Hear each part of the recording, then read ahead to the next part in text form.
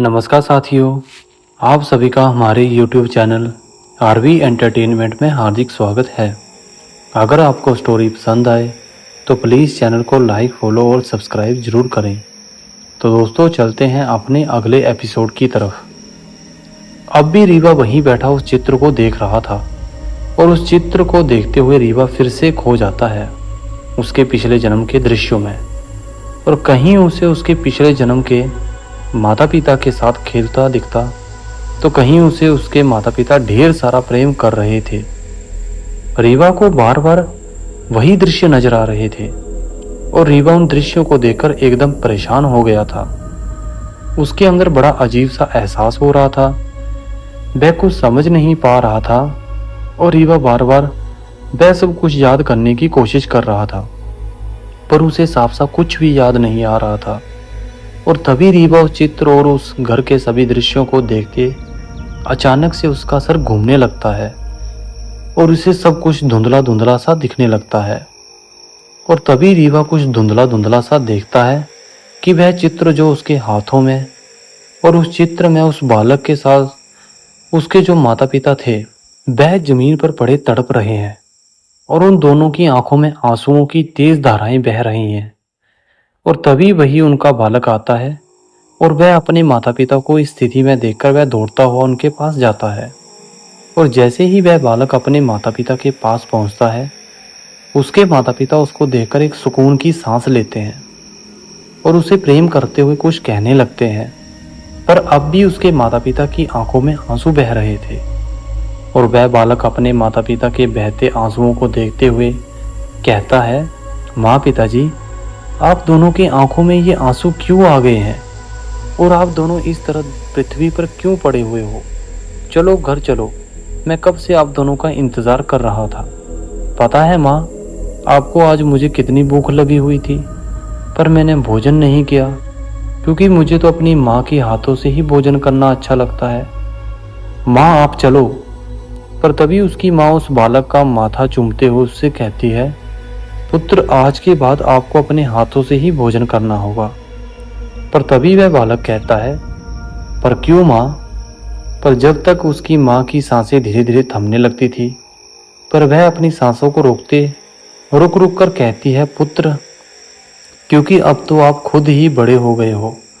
और तभी उसका पिता जो अपने छोटे से पुत्र को देखकर सिर्फ रोए जा रहा था, वह अपने आप को संभालते भी उठाता है और एकदम से अपने पुत्र को गले से लगा लेता है।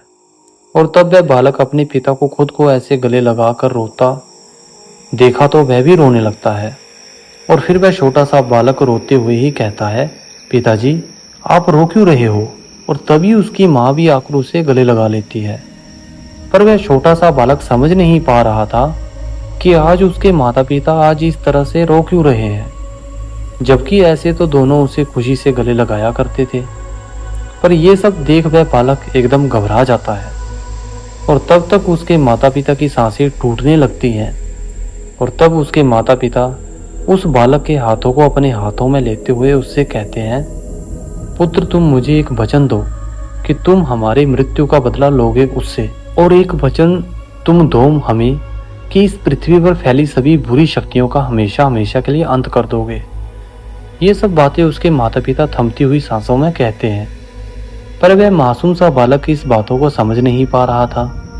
वह सिर्फ अपने माता पिता के चेहरों को ही देख रहा था।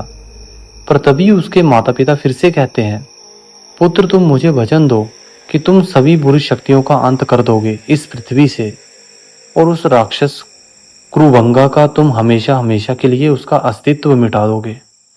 तब वह बालक अपने माता पिता से कहता है, माँ पिताजी, मैं आपको वचन देता हूँ कि मैं उस क्रूबंगा राक्षस का अंत वह एक दिन जरूर करेगा। पर तभी अचानक से उसके माता पिता की आंखें धीरे धीरे बंद होने लगती हैं और तभी उस बालक के हाथों से उसके माता पिता का हाथ से छूटकर पृथ्वी पर गिर जाता है। पर वह बालक अपने माता पिता को वचन देकर कहता है, माँ पिताजी आप चलो ना घर। पर जब वह देखता है कि उसके माता पिता ने अपनी आंखें बंद कर ली हैं, तब वह कहता है, माँ पिताजी आप दोनों यहाँ पर क्यों सो गए? घर चलो ना। पर वह बालक बार बार अपने माता पिता को उठाने की कोशिश कर रहा था, पर उसके माता पिता की तो सांसें अब हमेशा हमेशा के लिए थम चुकी थी। उनका तो अब उस बालक के सामने सिर्फ और सिर्फ उनका निर्जीव शरीर ही पड़ा हुआ था। पर वह बालक अभी भी बार बार उन्हें उठाने की कोशिश कर रहा था, क्योंकि वह बालक तो अभी अनजान था कि अब उसके माता पिता कभी भी उससे बात नहीं करेंगे। पर जब काफी देर तक वह बालक अपने माता पिता को उठाता रहता है और जब वह उन्हें नहीं उठते तो वह रोने लगता है और रोते हुए उन्हें उठाने की कोशिश करता रहता है। पर तभी उसके पीछे से कोई आकर उसके सर पर अपना हाथ रखते हुए उससे कहता है, पुत्र, अब आपके माता पिता कभी भी नहीं उठेंगे। पर वह बालक क्रोधित होते हुए कहता है, क्यों नहीं उठेंगे मेरे माता पिता? और यही कहते हुए वह फिर से काफी तेज आवाज में कहने लगता है, माँ पिताजी उठो ना, घर चलो, मुझे भूख लग रही है। और यही कहते हुए वह बालक अपनी माँ के ऊपर सर रखकर रोने लगता है। और तभी वह पुरुष जो उस बालक के सर पर अपना हाथ रखकर कह रहा था कि अब उसके माता पिता नहीं उठेंगे, वह उस बालक को उठाकर अपने गले से लगा लेता है और उसके माता पिता को देखते हुए उसकी भी आंखों में आंसू आ जाते हैं। और वह फिर से उस बालक से कहता है, पुत्र, अब तुम्हारे माता पिता कभी भी नहीं उठेंगे क्योंकि उनकी मृत्यु हो चुकी है। पर यह बात सुनकर वह बालक उससे दूर हटते हुए अपने माता पिता के पास आकर कहता है, माँ पिताजी, आप मुझे अकेले छोड़कर नहीं जा सकते हो। और थोड़ी देर में वहां पर काफी लोग इकट्ठे हो जाते हैं और कुछ लोग उस बालक के माता पिता को उठाकर कहीं ले जाने लगते हैं। पर वह बालक अपने से दूर जाते माता पिता को देखा तो वह चिल्लाते हुए कहता है, कहाँ ले जा रहे हो मेरे माता पिता को? छोड़ दो मुझे घर जाना है अपने माता पिता को लेकर। पर वहीं खड़े कुछ लोग उस बालक को पकड़ लेते हैं और कुछ लोग उसके माता पिता को उससे दूर ले जाने लगते हैं।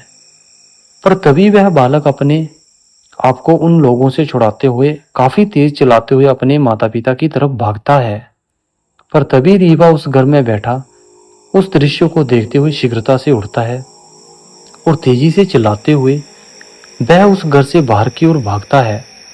और जैसे रीवा उस धुंधले से दृश्य में उस छोटे से बालक को अपने माता पिता की ओर भागता देखा तो वह भी काफी तेज आवाज में चिल्लाते हुए कहता है, छोड़ दो मेरे माता पिता को, कहाँ ले जा रहे हो उन्हें?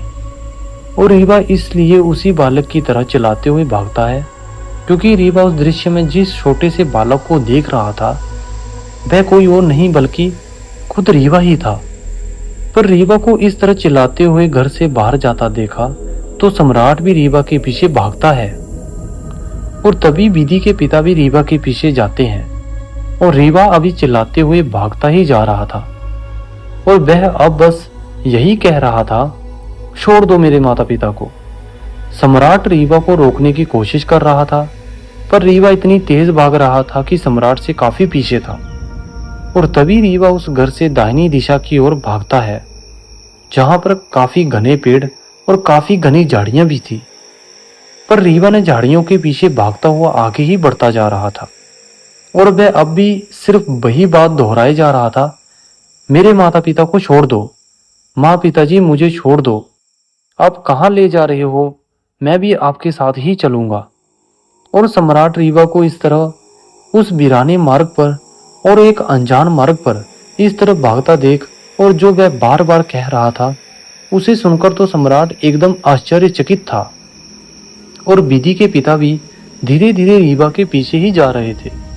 और काफी देर भागने के बाद रीवा एक स्थान पर रुकता है और अचानक से वह काफी तेज से रोने लगता है और वहीं पर एकदम से गिर जाता है और वह रोते हुए कहता है, माँ पिताजी, आप मुझे यहाँ पर अकेले छोड़कर क्यों चले गए? मुझे भी आपके पास आना है। और जब वह ये सब कहते हुए रो रहा था तभी वहां अचानक से तेज हवाएं चलने लगी और रीवा जिस वृक्ष के नीचे बैठा हुआ था उसमें बहुत ही सुंदर पुष्प लगे हुए थे और तभी उन फूलों की वर्षा रीवा के ऊपर होने लगती है। पर रीवा का अब तक इस बात पर ध्यान नहीं गया था, वह तो सिर्फ रो रहा था। पर यह सब देख सम्राट जितना हैरान हो रहा था उतना ही वही खड़े विधि के पिता खुश हो रहे थे। और जब वह ये सब कह रहा था कि माँ पिताजी मुझे भी आपके पास आना है, तभी वहां अचानक से एक तेज रोशनी होती है और तभी रीवा के सामने एक स्त्री और पुरुष आकर खड़े हो जाते हैं और सम्राट रीवा से थोड़ा दूर खड़ा ये सब देख रहा था। पर अचानक से उस स्त्री और पुरुष को देखकर सम्राट एकदम चौंक जाता है, क्योंकि वह स्त्री और पुरुष कोई और नहीं बल्कि वो दोनों वही थी जिनको सम्राट ने उस घर में उस चित्र में देखा था और जिन्हें देख रीवा उन्हीं में खो गया था। और तभी जो वह स्त्री और पुरुष रीवा के सामने आकर खड़े हुए थे, वह रीवा को इस तरह रोता देख पहले तो स्त्री और पुरुष दोनों एक दूसरे को देखते हैं और फिर वो दोनों रीवा के सर पर अपना हाथ रखते हुए कहते हैं, पुत्र। और जैसे ही उन दोनों ने रीवा के सर पर अपना हाथ रखा और उसे पुत्र कहा, रीवा ने शीघ्र ही उनकी ओर देखता है और उन्हें देखते हुए रीवा इतना खुश हुआ कि जैसे वह उसके अपने हो। और तभी रीवा उन्हें देखते हुए कहता है, आप दोनों कहाँ चले गए थे मुझे छोड़कर? पता है आपको मैं आप दोनों के बिना कितना रोया था, पर अब मैं आप दोनों को कभी भी अपने से दूर नहीं जाने दूंगा। और रीवा देख उन दोनों स्त्री और पुरुष के चेहरे पर एक अजीब सी खुशी थी और तभी रीवा उन्हें देखते हुए उन दोनों के गले लग जाता है। पर रीवा को इस तरह उन दोनों से ऐसे बातें करना और फिर उनके गले लगना देखकर तो सम्राट के जैसे पैरों तले से जमीन ही खिसक गई थी और सम्राट वहीं एकदम शांत खड़ा बस रीवा को ही देख रहा था। पर वह समझ नहीं पा रहा था कि आखिर रीवा को ये हो क्या गया है और यह इन दोनों से ऐसे खुशी से बातें क्यों कर रहा है। और उन दोनों को रीवा तो ऐसे गले लगा रहा है जैसे कि वह उनसे बरसों बाद मिला हो और रीवा उन्हें इस तरह से प्रेम कर रहा था जैसे रीवा के कोई अपने हो। और सम्राट रीवा से थोड़ा दूर खड़ा ये सब सोच रहा था, पर वह अब भी सिर्फ रीवा को ही देख रहा था। और वही रीवा उन दोनों के गले लगने के बाद कहता है, माँ पिताजी अब घर चलो, मैं अब एक पल के लिए आप दोनों से दूर नहीं रहना चाहता। पर तभी उसके माता पिता उसे देखकर मुस्कुराते हैं और फिर रीवा को देखते हुए कहते हैं, पुत्र हम दोनों तो हमेशा आपके पास ही तो रहते हैं और ये तुम्हारी आंखों में आंसू अच्छे नहीं लगते। उनके पिता ये कहते हैं, पर रीवा कहता है, माँ पिताजी आप झूठ क्यों बोल रहे हो, आप हमारे पास कहाँ रहते हो। और रीवा की यह बात सुनकर उनके माता पिता कहते हैं, पुत्र हम सदा आपके पास ही रहते हैं, आप जब चाहें हम आपके पास आ जाएंगे। और तभी रीवा की पूर्व जन्म की माता उससे कहती है, पुत्र आपको याद है कि हमने आपको एक वचन लिया था और आपने कहा था कि आप मेरे वचन को एक दिन जरूर पूर्ण करोगे। और आज जो तुम दोबारा जन्म लेकर यहाँ आ पहुंचे हो वह किसी और कारण नहीं बल्कि आपका जन्म मेरी और आपके पिता द्वारा ली गई प्रतिज्ञा को पूर्ण करने के लिए ही हुआ है। तब रीवा अपनी माँ की इस बात को सुनकर कहता है, हाँ मुझे याद है, पर माँ मुझे मेरे पिछले जन्म का सब कुछ बड़ा धुंधला धुंधला सा याद है, माँ मुझे सब कुछ याद नहीं आ रहा है। और तभी रीवा विधि के पिता को उनके नाम से संबोधित करते हुए कहता है, आप इतनी दूर क्यों खड़े हो मित्र, देखो मेरे माँ पिताजी आ गए हैं। पर तभी उसके माता पिता उसके सर पर अपना हाथ रखते हुए कहते हैं, पुत्र हम चाहते हैं कि आप शीघ्र हमारी प्रतिज्ञा को पूर्ण करो और उस कुब्रह्म राक्षस का शीघ्र अंत करो और इस पृथ्वी पर पहले सभी बुरी शक्तियों को नष्ट करो, ताकि हमारी तरह अपने छोटे से पुत्र को छोड़कर किसी को जाना ना पड़े। और इतना कहते हुए रीवा के माता पिता की आंखें नम हो जाती हैं और फिर वह रीवा को देखते ही कहते हैं, तिगांश आप अपने वचन को पूर्ण करोगे ताकि हमारी आत्मा को शांति मिल सके और हम शीघ्र मुक्ति को प्राप्त करें। तब रीवा अपने माता पिता के आंखों को नम देखता फिर उनके चरण स्पर्श करते हुए कहता है, माँ पिताजी मैं आपको अपना वचन देता हूँ कि आपने जो प्रतिज्ञा ली थी इस पृथ्वी से बुरी शक्तियों के विनाश की, वह मैं शीघ्र पूर्ण करूंगा। और तभी रीवा के माता पिता अपने पुत्र के सर पर हाथ रखते हैं और तभी वह दोनों वहां से अदृश्य हो जाते हैं। पर जब रीवा अपने माता पिता को वचन देने के बाद उनसे कुछ कहने के लिए उनकी ओर देखता है, पर उनके पास उनके माता पिता तो उसे दिखे ही नहीं। पर जब रीवा को उसके माता पिता नहीं दिखे तो वह आश्चर्य होते हुए चारों ओर देखने लगता है। पर जब उसके माता पिता कहीं आसपास भी नहीं दिखे तो वह काफी तेज आवाज में कहता है, माँ पिताजी कहाँ गए आप। और ऐसे ही रीवा कई बार अपने माता पिता को आवाज लगाता रहता है। और तब विधि के पिता रीवा को इस तरह परेशान होकर अपने माता पिता को आवाज लगाता देख तब वह रीवा के पास आकर कहता है, दिगांश संभालो अपने आप को। तब विधि के पिता की ये बात सुनकर रीवा कहता है, मित्र देखो, फिर से वो मुझे छोड़कर चले गए हैं। मैंने उनसे कहा था कि मैं अब एक पल के लिए भी उनसे दूर नहीं होना चाहता हूँ, फिर भी देखो वो चले गए। तब विधि के पिता रीवा को देखते हुए उससे कहते हैं, दिगांश, अब आपके माता पिता अपने साथ नहीं रह सकते हैं, क्योंकि उनकी मृत्यु तो बरसों पहले ही हो चुकी है। वह तो बस आपके माता पिता की आत्मा है, जो अपनी प्रतिज्ञा के पूर्ण होने के इंतजार में शायद बरसों से यही भटक रही है। पर तभी रीवा ये बात सुनकर चिल्लाते हुए रोने लगता है और रोते हुए ही कहता है, ये सब मेरे साथ ही क्यों हो रहा है? मुझे मेरे किसी भी जन्मों में अपने माता पिता का प्रेम क्यों नहीं मिलता? क्योंकि जब मैं दिगांश के रूप में यहाँ था, तब भी मेरी छोटी सी उम्र में ही मेरे माता पिता मुझसे दूर हो गए थे। जब ये मेरा जन्म हुआ मेरे गांव खनकपुर में, तो वहाँ तो मैंने अपने पिताजी को देखा तक नहीं, पर मेरी माँ थी वहाँ जो मुझे ढेर सारा प्रेम करती थी, पर मैं उनसे भी छोटी सी उम्र में बिछड़ गया था। ये सब कहते हुए रीवा इतना रो रहा था कि वह अपने आप को संभाल ही नहीं पा रहा था। और रीवा को इस स्थिति में देखकर सम्राट भी उसके पास आ जाता है और उसे एकदम से गले लगा लेता है और फिर उसे समझाते हुए कहता है कि रीवा, आप चिंतित ना हो, शीघ्र ही सब कुछ ठीक हो जाएगा। और वही अदृश्य रूप में रीवा के पिछले जन्म के माता पिता की आत्मा अपने पुत्र दिगांश की स्थिति को देखकर बहुत ही दुखी हो रहे थे और अपने पुत्र को देखते हुए वह अपने इष्ट से प्रार्थना करते हैं कि वह उनके पुत्र की सहायता करें और उससे इस जन्म की सारी खुशियां दें जो उसे उस जन्म में नहीं मिली थी। पर जब वो अपने पुत्र दिगांश को इस स्थिति में नहीं देख पाते तो वहां से चले जाते हैं और फिर किसी तरह रीवा को सम्राट और विधि के पिता समझाकर वहां से लेकर आ जाते हैं। और उधर विधि महल में हर कक्ष के पास जा जाकर यह जानने की कोशिश कर रही थी कि महाराज किस कक्ष में है, पर विधि उस कक्ष को पता लगाने में असफल ही रही। और जब विधि को इस तरह हर एक कक्ष के पास जाता देख एक दासी ने देखा तो वह उसके पास आकर तेज आवाज में कहती है, तू इन कक्षों के सामने जाकर क्या देख रही है? चल जाकर अपना कार्य कर जाकर। और वह दासी विधि से इसलिए तेज आवाज में कह रही थी क्योंकि वह महल की कोई साधारण दासी नहीं, बल्कि वह यहाँ की महारानी त्रिपाली की मुख्य दासी थी और उसकी उम्र लगभग 40 से 45 की होगी, पर वह देखने में काफी खूबसूरत थी। और विधि उस दासी को अपने सामने देखकर एकदम घबरा जाती है और वह काफी धीमी आवाज में कहती, नहीं, कुछ नहीं, वो मैं। पर वह दासी विधि को इस तरह हिचकिचाता देख कहती है, ये वो मैं क्या लगा रखी है तुमने? और विधि उस दासी की यह बात सुनकर एकदम से शांत हो जाती है और अपना सर नीचे झुका लेती है। और तब वह त्रिपाली की मुख्य दासी विधि को वहां से धक्का देते हुए कहती है, चल जहां से। और वह त्रिपाली की वह दासी विधि को धक्का देने के बाद वहां से आगे की ओर बढ़ती है और विधि वहीं खड़ी उस क्रूर दासी को देखते हुए अंदर से बहुत ही क्रोधित हो रही थी।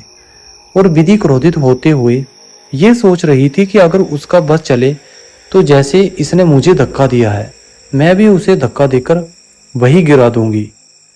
और विधि उस क्रूर दासी को जाता देख वह सोच रही थी कि तभी वह दासी पीछे मुड़ती है और जब उसने देखा कि विधि वही खड़ी बस उसे ही घूर रही है तो वह चिल्लाते हुए कहती है, तू अब तक गई नहीं यहाँ से और तू मुझे इस तरह से घूर क्यों रही है?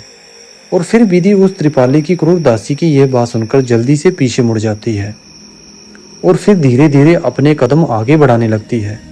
और फिर वह दासी विधि को देखते हुए कुछ बुदबुदाती है और फिर आगे बढ़ने के लिए फिर वह बुदबुदाते हुए ही बस जिस तरफ जा रही थी उसी ओर अपना मुख करती है। और जैसे ही उसने आगे अपने कदम बढ़ाए, ना जाने कैसी वह धड़ाम से नीचे गिर गई। और जैसे ही धड़ाम की आवाज विधि के कानों में पड़ी, वह जल्दी से पीछे मुड़कर देखती है और जैसे ही विधि ने उस दासी को नीचे गिरा हुआ देखा तो वह अपनी हंसी रोक नहीं पाती और ना चाहते हुए भी एक बार विधि के मुख से तेज हंसी निकल ही जाती है। पर वह जल्दी से अपनी हंसी को रोकने के लिए अपना हाथ अपने मुख पर रख लेती है और पुनः वह आगे की तरफ तेज कदमों के साथ बढ़ने लगती है। और जो दासी धड़ाम से नीचे गिर गई थी वह उठने की कोशिश करने लगती है, पर वह उठ ही नहीं पा रही थी। शायद उसके पैरों में चोट लग गई थी, और जब वह दासी अपने आप से नहीं उठ पाई तो वह इधर उधर देखने लगे, पर उसे वहां कोई नहीं दिखता। तब वह विधि की ओर देखती, पर विधि उससे काफी दूर जा चुकी थी। तब वह विधि को आवाज लगाते हुए कहती है, हे दासी रुक। और विधि आगे बढ़ते हुए उसकी ये बातें सुन लेती है, और उसकी बात को अनसुना करके मुस्कुराते हुए वह आगे ही बढ़ती रहती है। पर तभी वह क्रूर दासी विधि को दोबारा थोड़ा और तेज आवाज में आवाज लगाती है। तब विधि उस क्रूर दासी की ओर मुड़ती है, और जैसे ही उस दासी ने देखा कि विधि उसको देख रही है चुपचाप खड़ी होकर, तो वह चिल्लाते हुए कहती है, तुझे सुनाई नहीं देता क्या कितनी तेज आवाज में मैं तुझे आवाज लगा रही थी? और अब तू खड़ी क्यों है ऐसे चुपचाप? शीघ्र मेरे पास आ, मुझे बहुत पीड़ा हो रही है मेरे पैरों में। ये सब सुनकर विधि तो अंदर से बहुत खुश होती है, पर फिर वह ऐसा नाटक करती है कि जैसे उसने सच में कुछ नहीं सुना, और ना ही उसने उसके गिरने के बारे में ही जाना। और फिर विधि दौड़ते हुए उस दासी के पास जाती है और उसे उठाते हुए कहती है, क्या हुआ आपको? आप ऐसे नीचे क्यों बैठी हुई हो? और तब वह दासी विधि की तरफ देखते हुए कहती है, मैं यहाँ नीचे बैठी हुई नहीं हूँ, मैं यहाँ पर गिर गई हूँ, और अब उठने में मेरे पैरों में पीड़ा हो रही है। तब विधि कहती है, तो रक्षा जी मैं वैद्य जी को बुलाकर लाऊं? पर विधि की इस बात को सुनकर वह रक्षा दासी कहती है, वैद्य को तो बाद में बुलाना, पहले तो मुझे महारानी के कक्ष में ले चलो। जी रक्षा जी, जैसा आप कहें, विधि ने साधारण शब्दों में कहा। और फिर विधि उसे उठाने लगी, पर वह राक्षा इतनी भारी थी कि विधि उसे उठा ही नहीं पा रही थी। तभी विधि धीमी आवाज में कहती है, महारानी के साथ रहकर अच्छे व्यंजन खा खाकर इतनी भारी हो गई है कि मैं क्या, मेरी जैसी दो और आ जाएं तो शायद ही हम तुम्हें उठा पाएं। पर तभी वह राक्षा दासी विधि को कुछ कहते सुना तो वह कहती है, क्या कहा तूने? तब विधि हड़बड़ाते हुए कहती है, मैंने कहाँ कुछ कहा। और इतना कहकर विधि फिर से उसे उठाने लगती है। पर तभी वह राक्षा दासी कहती है, जा देख आसपास कोई और दासी हो तो लेकर आ। और उसके कहते ही विधि शीघ्रता से उठती है और आसपास जाकर देखने लगती है। और तभी उसे उसकी एक सखी दासी दिखी, तो वह जल्दी से उसके पास जाती है और फिर उसे सारी बातें विधि मुस्कुराते हुए बताती है, और फिर उसे अपने साथ लेकर उस रक्षा दासी के पास आ जाती है। और फिर विधि और उसकी सखी दोनों मिलकर उस रक्षा दासी को उठाकर महारानी त्रिपाली के कक्ष की ओर चल देती हैं। और उधर त्रिपाली अपने कक्ष में अपनी पुत्री त्रिनयना को कुछ समझाने की कोशिश कर रही थी, पर त्रिनयना थी कि वह अपनी माता की किसी भी बात को समझने की कोशिश ही नहीं कर रही थी। और त्रिनयना बस यही कहे जा रही थी कि अब वह जो भी करे पर वह अपनी इच्छा से ही करेगी। पर तभी त्रिपाली अपनी पुत्री की यह बात सुनकर कहती है, तू मेरी पुत्री होकर तू मेरा साथ नहीं बल्कि तू उनका साथ देने को तैयार है जिनके कारण तेरी माँ का हमेशा हमेशा के लिए अस्तित्व मिट सकता है।